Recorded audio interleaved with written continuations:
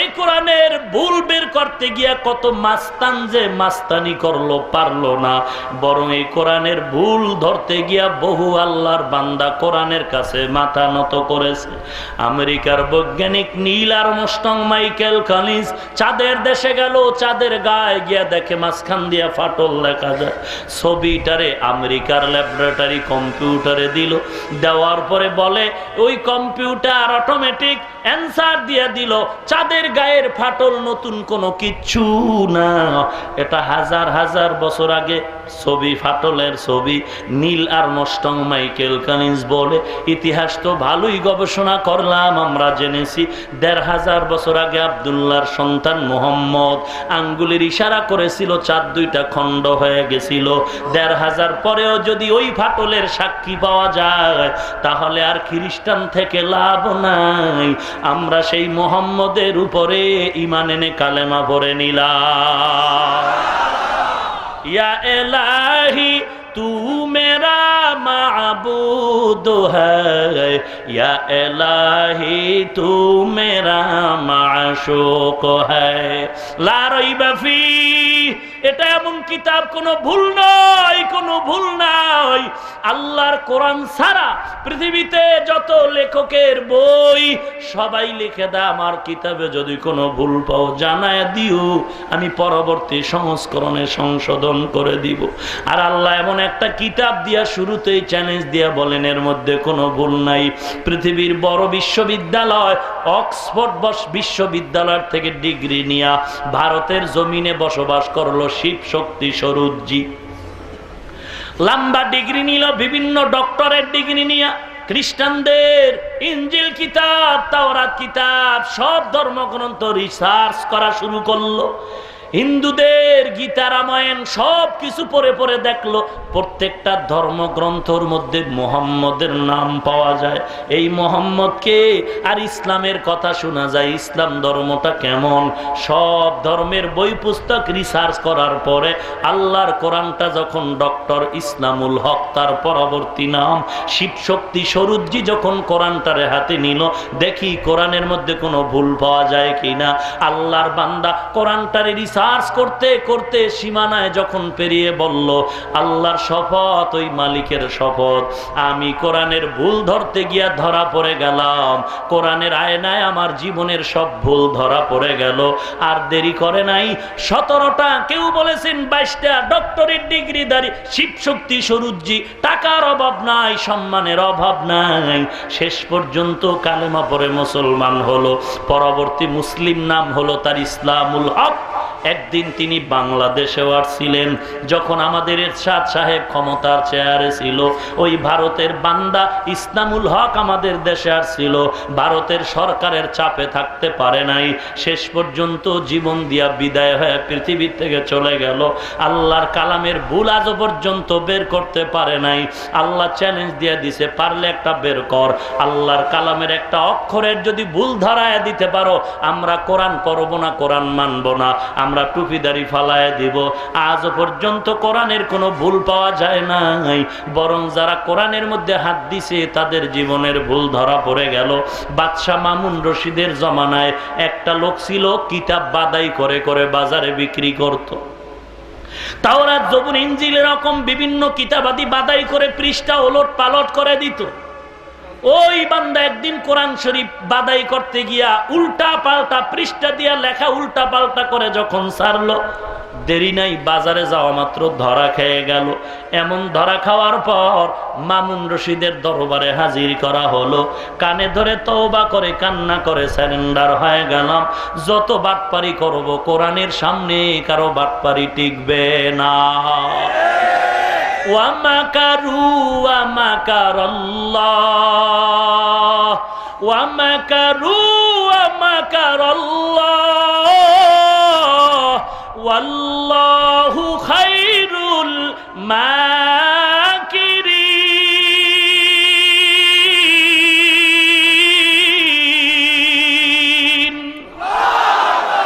ই কালামে জিন্দা কুরআনে হাকিম হিকমতে উলা ইয়াজাল সতো কদিম জামিউল ইলম ফিল কুরআনে হাকিম তাকাসার আনহু আফহামুর রিজালি। এরে যুবক, পাও দুটো আগায় দে, তোর পাও ধরে বলছি। কত আর মাস্তানি করবি? মনে করেছো টুপি মাথায় দিয়ে বুঝি আমরা পাগল? আমাদের মাথা গরম? আল্লাহর কসম, না না। তোমরা যারা বিড়ি টানো, গাঞ্জা টানো, ইয়াবা ট্যাবলেট খাও, মদের বোতল নিয়ে দৌড়াও, মাথা তোমাদেরটাই 24 ঘন্টা গরম। টুপি মাথায় দিয়ে আমগো মাথা গরম না, লম্বা জামা পরার কারণে আমগো শরীর গরম না। ওরে মুসলমান, তুমি টাকা পাইতেছো, কত কিছু পাইয়াও তোমার জিহ্বার ব্যবহার ভালো না। সুযোগ পাইলে কত গালি দাও, ইমাম রে গালি দাও, মুয়াজ্জিন রে গালি দাও। ওরে গালি তো আমরাও জানি, আমরাও তো বাংলাদেশের নাগরিক। তোর পাশেই তো খাইলই ঘুমাই, তবে গালি আমরা দেই না কেন? এত গালি দাও, কত আঘাত করো, মন আমাদের কি রাগ নাই, মেজাজ নাই? অবশ্যই আছে, কিন্তু আল্লাহর নবীর মহব্বতে ধৈর্য ধারণ করি, হিংসাও করি না, বরং অপেক্ষায় থাকি, সুযোগ পাইলে পাও ধইরা হলো মসজিদে ঢুকায় দিব। এরা যুবক, মনে করেছো লম্বা জামা পরলে শরীর গরম হয়, দাড়ি রাখলে যুবকের ভাব চলে যায়, বুড়া বুড়া দেখা যায়?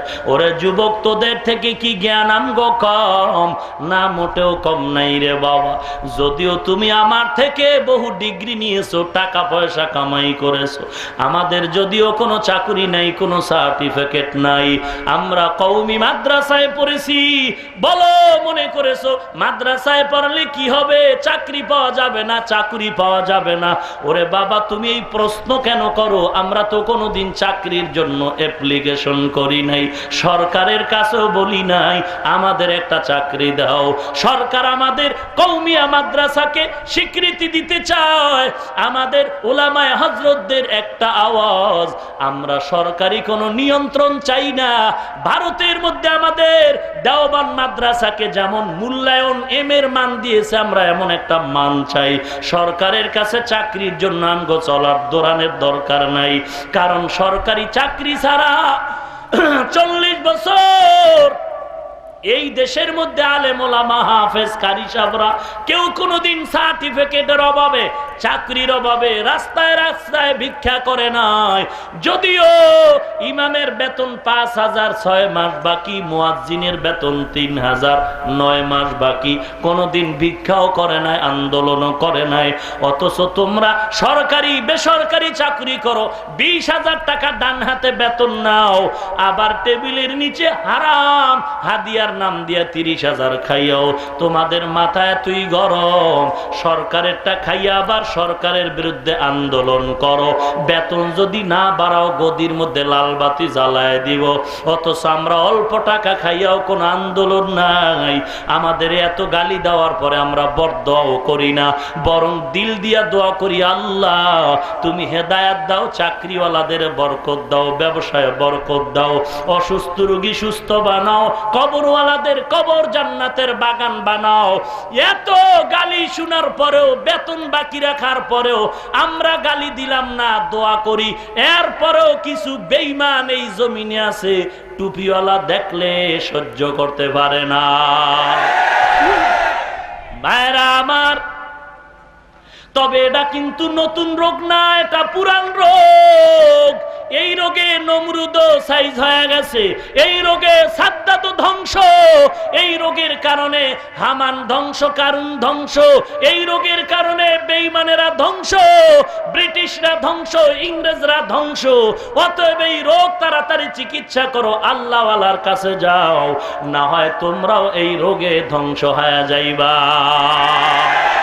এ বেরাদার দূরে বাসা জিয়ারে বদ ইয়ারে বদ বদ তোর বুয়াদ মারে বদ মারে বদ তন হাতুরা বর যা জানাত ইয়ারে বদ বর জানে ইমানত জানাত। খারাপ লাগে আপনাদের? কি বাস দিতেছি নাকি? আল্লাহ আপনি আমাদের হেদায়েত দান করেন। যুবক ভাইজান, ও বৃদ্ধ বাবাজিরা, পর্দার অন্তরানের মা, ও মা, তুমিও মা আর আমার মাও মা, তুমিও বাবা আমার বাবা। ও বাবা, কেমন সন্তানের মা হয়েছ রে মা, কেমন সন্তানের বাবা হয়েছ। কি দুনিয়া কামাই করলা না বিল্ডিং উঠায় শান্তি পেয়েছো? পাও নাই। এসির বাতাস খাইয়াও কপালে শান্তি নাই। কত রং বেরঙের খানা সামনে, খাওয়ার সুযোগ নাই। ম্যাডাম দিয়া শান্তি নাই, সন্তান দিয়া শান্তি নাই, চাকরি দিয়া শান্তি নাই, ব্যবসা দিয়া শান্তি নাই। ও যুবক, ও আল্লাহর গোলাম, বলছি কেন? একমাত্র কারণ কোরআনের তেলাওয়াত নাই। আল্লাহর কালামের তেলাওয়াত চালু করে দাও, আল্লাহর কালামটারে সিনায় লাগাও। দোকানওয়ালা ভাই, দোকানের মধ্যে ফজরের নামাজের পরে কোরআন তেলাওয়াত চালু করে দাও। তাবিজ লাগবে না, তাবিজ লাগবে না। আল্লাহর কোরআন যেই ঘরে থাকবে তেলাওয়াত হবে যেই দোকানে, রহমতের ফিরিস্তারা সে দোকান পাহারা দিবে। ভাইরা আমার, যালিকাল কিতাব লা রাইবা ফি হুদাল লিল মুত্তাকিন। এই কিতাব কোনো ভুল নাই, কোনো সন্দেহ নাই। এমন একটা কিতাব, 8 বছরের বাচ্চার সিনার মধ্যে কোরআন জমা। আদর্শ লিপি ক খ গ গহর বইটা পড়েছি আমরা 10 পৃষ্ঠা। ওরে বাঙালি জাতি, একটু জবাব দিবেন, সারা বাংলাদেশে 10 পৃষ্ঠার আদর্শ লিপির হাফেজ পাওয়া যাবে নি? কোরআন শরীফের হাফেজ 1000 কোটি কোটি হাফেজে কোরআন চোখে দেখে না, অন্ধ। কুমিল্লা সেদিন মাহফিলে গেলাম, আমার বয়ানের আগে 2টা ভাই অন্ধ ছোট বাচ্চা কোরআন তেলাওয়াত করলো। হাফেজ সাহেব বলে, এই 2 অন্ধ ছেলে দোনোটা কোরআনে হাফেজ। আমি খুশির ঠেলায় কিছু হাদিয়া দিলাম, দোয়া করিস রে বাবারা, তোদের সিনায় আল্লাহ কোরআন জমা রাখছে, আমগো কোনো টেনশন নাই।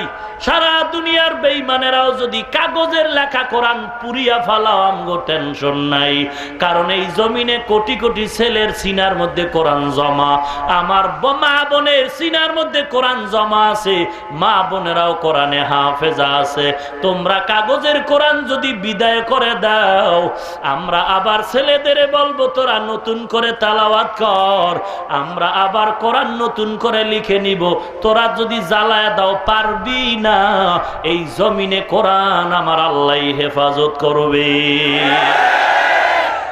ভাইরা আমার, এই কোরআন হেফাজত করবেন আমার আল্লাহ, এবং কোরআন ওয়ালাদেরকেও হেফাজত করবেন আমার আল্লাহ। কিসের টেনশন করো রে টুপিওয়ালা কোরআনওয়ালা ভাই? কিসের চাকরির পিছনে দৌড়াইতেছো? চাকরি তোর গোলাম, দুনিয়া আমার গোলাম।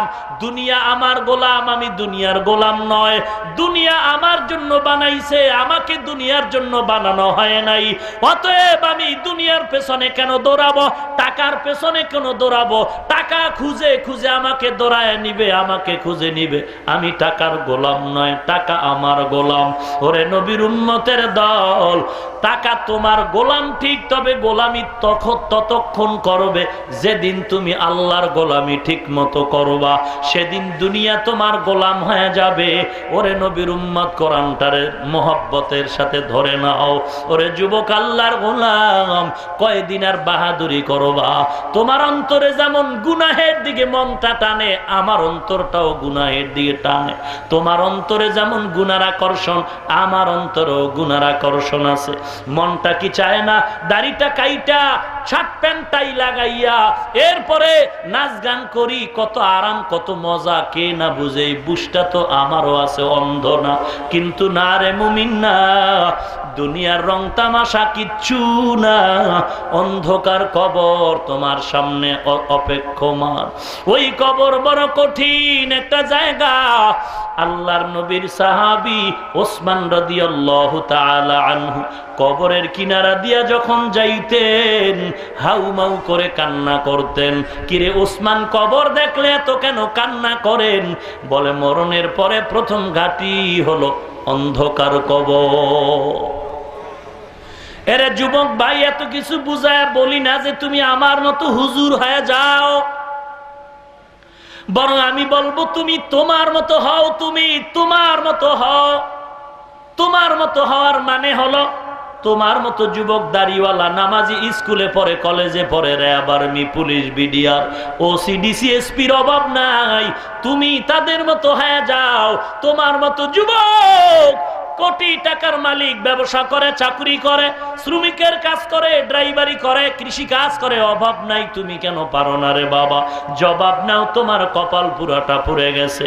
ওরে মনে করছো শান্তি? না না, দাড়ির মধ্যে যারা অস্ত্র লাগাবে, বিজ্ঞানীদের থিওরি মতে 3টা মুসিবত, চোখের পাওয়ার চলে যাবে, যৌবন চলে যায়, অকালে মরণ হয়। তাকায় দেখ, এমন কোনো দিন নাই তোমার মতো যুবকের লাশের তাজা খবর নাই। বাসের নিচে যুবকের লাশ, পানির নিচে যুবকের লাশ। ওরে ঘুমের ঘরের বিছানায় যুবকের লাশ। কয়েকদিন আগে একই ফ্যামিলির 14 জন মারা গেল। কেউ নাই দুনিয়ায়, কেউ নাই রে যুবক ইমানদার। কয়দিন আর বাহাদুরি করবি?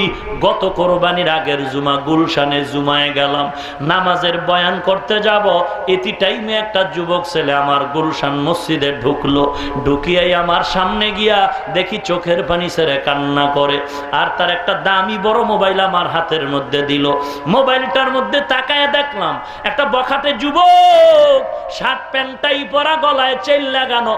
ওই যুবকের লম্বা চুল, চেহারাটা দেখতেছি। আর বলি, যুবক তুমি কেন কাঁদো? এই মোবাইলের ছবিটা কার?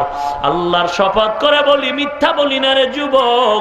যুবক কান্না করে বলে, হুজুর এই ছবিটা আমার কয়েকদিন আগের ছবি। বলে 8 মাস আগের ছবি।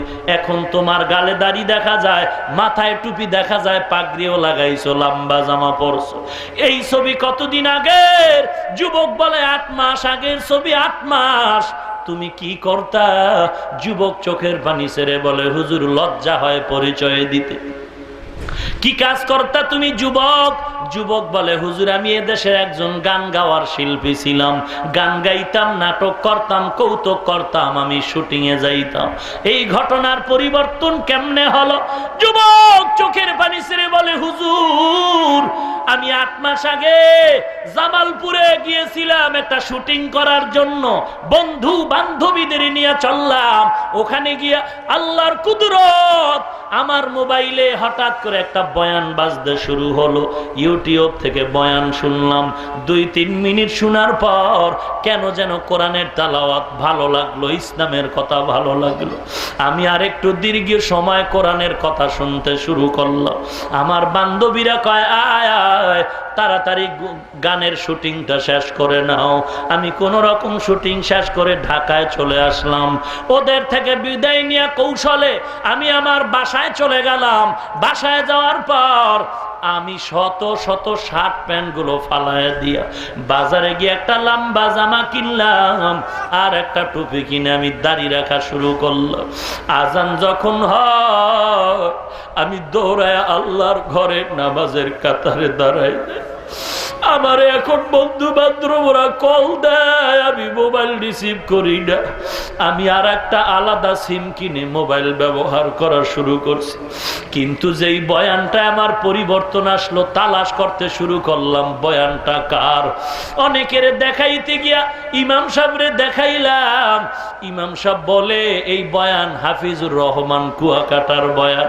হুজুর আপনার বয়ান এখন আপনারে তো জীবনে দেখি নাই, আপনার তালাশ করার জন্য বের হয়ে গেলাম। কয়েকদিন আগে খবর পাইলাম আপনি নাকি গুলশান এলাকায় জুমার নামাজ পড়ান। আমি খোঁজ খবর নিয়ে আপনার মসজিদে আসলাম, কিছুর জন্য নয়, একটু দোয়া করার জন্য, দোয়া নেয়ার জন্য। হুজুর আমি একটা গান গাইলে কত লক্ষ লক্ষ টাকা পুরস্কার পাইতাম। আজকে আমার এই দাড়ি রাখার পর আমার জীবন বড় ছোট হয়ে গেছে, চলার রাস্তা বড় ছোট হয়ে গেছে। আমি বললাম কি করো হে যুবক? যুবক বলে লক্ষ লক্ষ টাকা আমার এখন নাই, আমি এখন রামপুরা বাজারের রাস্তার কিনারায় বসে কাঁচা মাল বিক্রি করি। হুজুর একটু দোয়া করবেন, আল্লাহ হেদায়েতের পথে নিয়ে আসছে, রাগ করে যেন আবার গুনাহের রাস্তায় ঠেলে না দেয়। এরে যুবক তোর পায়ে ধরে বলি, কয়দিন আর মাস্তানি করবি? দাড়িটা কামায়া কি লাভ? নবী বলে 24টা ঘন্টা গুনাহ লেখা হয়। যারা পুরাটা ক্লিন করো আর যারা ছোট ছোট করে রাখে, দোনো দলের গুনাহ সমান, দোনো দলের গুনাহ সমান, দোনো দলের গুনাহ সমান। অনুরোধ করে বলছে রে যুবক ভাই, নিঃসন্দেহে আল্লাহর কোরআনের তেলাওয়াত জারি করে দাও, আর ওয়াদা করো গলায় ছুরি আসবে, মরে যাব, দাড়ি ছাড়বো না, কাটবো না, 5 ওয়াক্ত নামাজ ছাড়বো না। সবার কপালে হেদায়েত আসবে না, সবাই জান্নাত পাবে না। আল্লাহ যাকে কবুল করবেন সেই হেদায়েতের দরওয়াজায় চলে আসবে। আমরা চাকরি ছাড়া না খায় নাই, সার্টিফিকেট ছাড়া আমগো খানা বন্ধ নাই, বরং বাদশার হালাতে আল্লাহ জীবন চালাচ্ছেন। অনুরোধ করে বলি হে যুবক, তোমার মতো যুবক যদি দাঁড়িয়ে রেখে স্কুলে পড়ে তুমি কেন পারবা না? তোমার মতো যুবক দাড়িওয়ালা নামাজি RAB, army, police, BDR, OC DC থাকলে তুমি কেন পারবা না? তোমার মতো যুবক দাড়িওয়ালা নামাজি কৃষি কাজ করে, শ্রমিকের কাজ করে, ড্রাইভারি করে, তুমি কেন পারবা না? তোমার পায়ে হাত রেখে বলি তওবা করো, দুনিয়া কিচ্ছু না, রিজিকের মালিক আল্লাহ, সম্মানের মালিক আল্লাহ। তওবা করো, খাঁটি মনে মুনাফিকি নাই। জীবন যাবে, চাকরি যাক আর থাক, নবীরে কাঁদাবো না, দাড়ি কাটবো না, নামাজ ছাড়বো না। অন্তর যদি ভালো হয়, খাঁটি নিয়ত যদি হয়, মুনাফিকি না থাকে, খাঁটি নিয়তে দুটো হাত আল্লাহকে দেখায় দাও। ও দয়ার মালিক, আপনার কুদরতি হাতে সুপর্দ করে দিলাম, সকলের হাতগুলো কবুল করে নেন আল্লাহ। দাড়িওয়ালা 5 ওয়াক্ত নামাজি বানায় দেন, ঈমান আমল মজবুত করে দেন আল্লাহ। সুন্নাতওয়ালা জিন্দেগি দান করেন রে আল্লাহ। গুনাহের প্রতি ঘৃণা জমায়া দেন আল্লাহ। কামাই রুজি ব্যবসা চাকরির মধ্যে বরকত বাড়ায়া দেন আল্লাহ। মুসিবতে ধৈর্য ধারণ করার তৌফিক দান করেন, বলেন আমিন।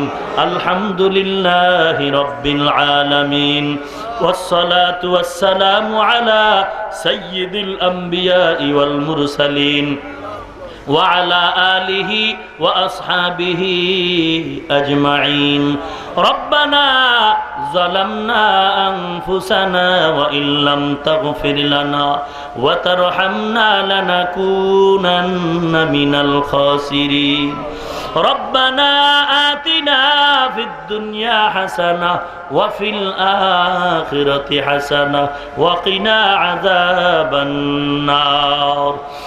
অন্তর ভরে জিব্বা নারায়া মা বাবার জন্য দোয়াটা পড়ি, রব্বির হামহুমা কামা রব্বায়ানি,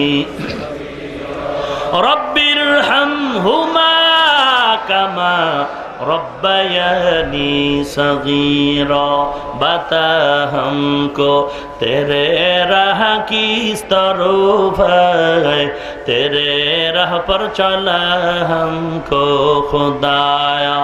बेगुनाह न गुज़श्त बरमा साअत, बाहुज़ूरे दिल न करदम ताअत। या इलाही मुझसे मुझको दूर कर, ताके देखो मुझ में तुझको एक नज़र। अल्लाहुम्मा इन्नका अफ़ुव्वुन तुहिब्बुल अफ़्व फ़अफ़ु अन्नी या अरहमर राहिमीन, या अरहमर राहिमीन, या अरहमर राहिमीन। अल्लाहुम्मा इजअलनी फ़ी ऐनी सगीरा वफ़ी अअयुनिन नासि कबीरा। अल्लाहुम्मा अक्फ़िनाहुम बिमा शि'ता, अल्लाहुम्मा इन्ना नजअलुका फ़ी नुहूरिहिम व नऊज़ु बिका मिन शुरूरिहिम। अल्लाहुम्मा इजअलनी मिनल मुस्तजाबीन लिद्दअवात। अल्लाहुम्मा इन्नी अऊज़ु बिका मिन ज़वालि निअमतिक। अल्लाहुम्मा नव्विर कुलूबना बिनूरि मारिफतिक। अल्लाहुम्मा तह्हिर कुलूबना अन गैरिक। आय अल्लाह ताआला गभीर रात 3 दिन মাহফিলের আজ প্রথম দিনের আখিরি মুনাজাত, গুনাহের বোঝা নিয়ে আপনার দরওয়াজায় হাজির হয়েছি রে আল্লাহ। ও দয়ার মালিক, একটু কুদরতের নজর দিয়ে দেখবেন এই ময়দানে কত উলামায়ে কেরামরা হাত তুলেছেন রে আল্লাহ। কত সাদা দাড়িওয়ালা হাজী সাহেব, কত যুবক, মাদ্রাসার ছাত্র, ছোট বাচ্চা, তলিবুল ইলমরা, পর্দার আড়ালে মাইকের আওয়াজ পেয়ে কত মা বোনেরাও যেন হাত তুলেছেন। আয় আল্লাহ, আমরা জানি আমরা সবাই গুনাহগার, জাহান্নামের আসামি। দুনিয়ার অসুস্থ রোগী চিকিৎসার জন্য বিভিন্ন হসপিটালের গেটে দাঁড়ায়। এক হসপিটাল থেকে যদি ফেরত দেয়, ভিন্ন হসপিটালে দিয়ে সিরিয়াল দেয়। বাংলাদেশে যদি ফেরত বিদায় চলে যায়, ও দয়ার আল্লাহ, আমরা জাহান্নামের আসামি, রোগী হয়ে গেছি। গুনাহের কাজের কারণে আমার হাত দুইটা অসুস্থ হয়ে গেছে। গুনাহ করে করে জিহ্বাটারে অসুস্থ করেছি রে আল্লাহ। গীবত করে করে, মিথ্যা বলে বলে জিহ্বাটারে নাপাক করেছি। গুনাহের কারণে বেগানার দিয়ে তাকায় চোখ দুটো নাপাক করেছি। আয় আল্লাহ, অন্য মানুষের ক্ষতির পরিকল্পনা করে অন্তরটারে নাপাক করেছি। এই পাও দুটো দিয়া গুনাহের দিকে হেঁটে হেঁটে কত গুনাহ করে পাও নাপাক করেছি রে আল্লাহ। আমরা জাহান্নামের অসুস্থ রোগী। এই জাহান্নামের রোগীদের চিকিৎসা রহমান নামের হসপিটাল ছাড়া আর নাই। আমরা রহমান নামের হসপিটালের দরওয়াজায় দাঁড়াইছি। মাঝে মাঝে গফফার নামের গেট দিয়া নজর করে তাকাই, গফফার কই। মাঝে মাঝে সত্তার নামের উসিলা দিয়া চিকিৎসার আবেদন করেছি রে আল্লাহ। আয় আল্লাহ, গফুর নামের, রহমান নামের, গফুর নামের দোহাই দিয়া আবদার করেছি রে আল্লাহ। বড় বড় ডাক্তারের কাছে সিরিয়াল নিতে বড় সুপারিশের প্রয়োজন হয়। ও আল্লাহ, আপনার দরবারে যাওয়ার কোনো সুপারিশ দেখি না রে আল্লাহ। তবে একটা আছে, আমরা আপনার আদরের নবীর গরিব উম্মতের দল। মায়ার নবীজি উম্মতের এখনো ভুলে নাই। ওই নবীর মোহাব্বতে টুপি পরলাম, লম্বা জামা পরেছি, লম্বা দাড়ি রেখেছি। কত মানুষ টুপিওয়ালা বলে গালি দেয়, দাড়িওয়ালা বলে গালি দেয়, মোল্লা বলে গালি দেয়। এরপরেও গালি শুনি টুপি ফালাই নাই, দাড়ি ফালাই নাই, ধৈর্য ধারণ করে চলতেছি রে মালিক। ফিরায়া দিয়েন না রে আল্লাহ। গুনাহের কারণে দিলটা পাথরের মতো শক্ত, চোখে পানি নাই। কোরআনের নিসবতে দিলটা নরম করে চোখে পানি দান করেন আল্লাহ, চোখে পানি দান করেন আল্লাহ, কান্নাওয়ালা চক্ষু দান করেন আল্লাহ, জিকিরওয়ালা জিহ্বা দান করেন আল্লাহ, আখিরাতের ফিকিরওয়ালা কলব দান করেন আল্লাহ। আয় আল্লাহ, গুনাহের কারণে তারায়া দিয়েন না, নবীজির ওসিলায় সকলের সব গুনাহগুলো মাফ করে দেন আল্লাহ। আয় আল্লাহ, মাহফিল কবুল করে নেন, আগামী 2 দিন মাহফিল ভরপুর কামিয়াবি দান করেন আল্লাহ। আয় আল্লাহ তাআলা, আয়োজনকারীদের কবুল করে নেন। আয় আল্লাহ তাআলা, টাকা পয়সা মাইক লাইট প্যান্ডেল দিয়ে সহযোগিতা যারা করেছে কবুল করে নেন। আয় আল্লাহ, জনপ্রতিনিধির থেকে শুরু করে প্রশাসনিকভাবে যতটুকু সহযোগিতা করেছে কবুল করে নেন। আলোচনা যা হয়েছে ভুল ত্রুটি ক্ষমা করে দেন, সওয়াবটুকু নবীজির রওজা মোবারকে পৌঁছায়া দেন। আদম নবী থেকে আজ পর্যন্ত যত মুমিন মুমিনাত কবরে সবার রুর উপরে পৌঁছায়া দেন। আয় আল্লাহ তাআলা, সমস্ত মসজিদগুলো কবুল করে নেন, সমস্ত মাদ্রাসাগুলো কবুল করে নেন, ওস্তাদ ছাত্র কমিটি সবাইকে কবুল করে নেন, যা প্রয়োজন গাইবি খাজানা থেকে ব্যবস্থা করে দেন। আয় আল্লাহ, সমস্ত দুশ্মনের দুশ্মনী থেকে হেফাজত করেন, ঘরে ঘরে কোরআন সুন্নাহর আলো জারি করে দেন, মা বোনদের আবেদা পর্দা নিশি বানায়া দেন, ছেলে সন্তানগুলো নেককার দিনদার বানায়া দেন, কোরআন ও হাদিসের ইলমের নূর দিয়া সিনাটারে ভরপুর করে দেন, ইলম ও হিলিম ও হিকমত আমলের উচ্চ মাকাম দান করেন আল্লাহ। সারা দুনিয়ায় শান্তি দান করেন আল্লাহ। এই মাতৃভূমি বাংলার জমিন শান্তির জমিন হিসাবে কবুল করে নেন, সন্ত্রাসী মুক্ত, চাঁদাবাজ মুক্ত, দুর্নীতি মুক্ত দেশ হিসাবে কবুল করে নেন। আয় আল্লাহ, বাতিলের মোকাবেলায় বিজয়ী করেন আল্লাহ। ইমান রক্ষায়, দেশ রক্ষায় যারা জীবন দিল মাফ করে দেন আল্লাহ। ইসলামের ব্যানার টানায় যারা মানুষের ধোঁকা দেয় তাদের হেদায়াত দান করেন। আয় আল্লাহ, প্রশাসনিকভাবে যারা নিয়োজিত কাজ করে আইন শৃঙ্খলায় তাদের দিনদার বানায় দেন। আয় আল্লাহ, মিথ্যা মামলায় যারা জড়িত মুক্তির ব্যবস্থা করে দেন। আয় আল্লাহ, পেরেশানওয়ালার পেরেশানি দূর করে দেন। আয় আল্লাহ, সকলের মনের ন্যাক আশা পূরণ করে দেন। ও দয়ার মালিক, মুনাজাতের পরে সবাই যার যার ঘরে চলে যাবে। কেউ গিয়া দেখবে মা ঘুমায় না, সন্তানের অপেক্ষায় প্রহার গুনতেছে মা। ওই সন্তান দরওয়াজার কিনারায় পাওটা রাখবে, আওয়াজ দেওয়ার আগে মা বলবে বাবা আয়, আমি এখনো ঘুমাই নাই। মা এখন আওয়াজ দিলাম না, কেমন করে বুঝলা আমি তোমার সন্তান? মা বলে রে সন্তান, আল্লাহ পাকের কুদরতি কারিশমায় বুঝতে পেরেছি। ওরে মালিক, আর একদল আপনার গোলাম এই ময়দানে হাত তুলছেন, হয়তো বা মা নাই বাবা নাই, এতিম হয়ে গেছে। একটু তাকায় দেখেন রে আল্লাহ, কে মা হারাইয়াতি, কে বাবা হারাইয়াতি, কে জানো ভাই বোন হারা, সন্তান হারা, অসহায় এতিমের মতো হাত তুলেছে রে আল্লাহ। কবরের থেকে মা বাবা ডেকে বলে রে সন্তান, সাদা কাপড়ের প্যাকেট বানায় কবরে রাখছো রে বাবা। বৃষ্টির পানিগুলো কবরে যায়, ফিরাবার কেউ নাই, তুমি দরওয়াজা জানালা আটকায় আরামে ঘুমাও। ওরে সন্তান, মা বাবার জন্য কি মায়া নাই? মা বাবার চেহারাটাও কি মনে পড়ে না রে সন্তান? ও আল্লাহ, তাকায় দেখেন কে মা হারা ইতিম, কে বাবা হারা ইতিম। আল্লাহ, ইতিমদের দিকে তাকায়ও কি মায়া হবে না রে মালিক? মেহেরবানি করে মা বাপ মুরব্বীদের কবর জান্নাতের বাগান বানায় দেন। আয় আল্লাহ, যারা বেঁচে আছেন হায়াত বাড়ায় দেন। আয় আল্লাহ, অসুস্থ রোগীদের সুস্থ বানায় দেন। আপনার মতো বড় ডাক্তার কেউ নাই, নবীজির ওসিলায় পূর্ণ সুস্থতা দান করেন আল্লাহ।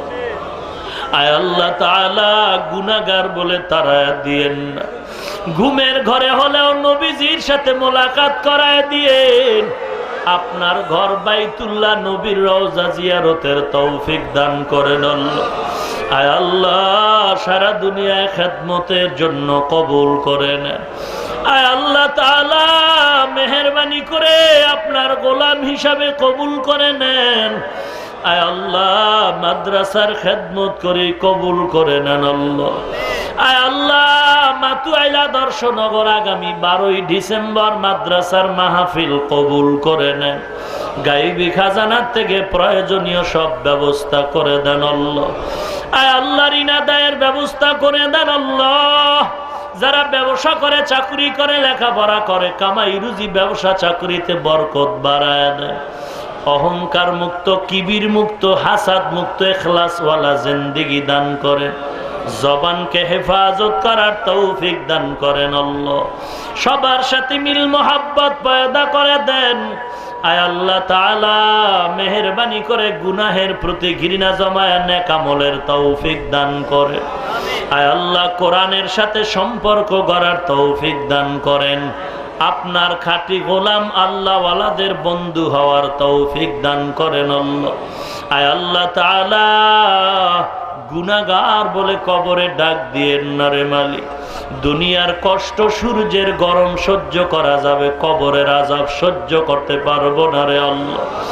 মরণ থেকে পালাবার কোনো সুযোগ নাই, তবে আবদার মরণটা যেন নামাজের হালাতে হয়, মরণটা যেন কোরআন তেলাওয়াত অবস্থায় হয়, মরণটা যেন জুমার দিন রমজানুল মোবারকে হয়।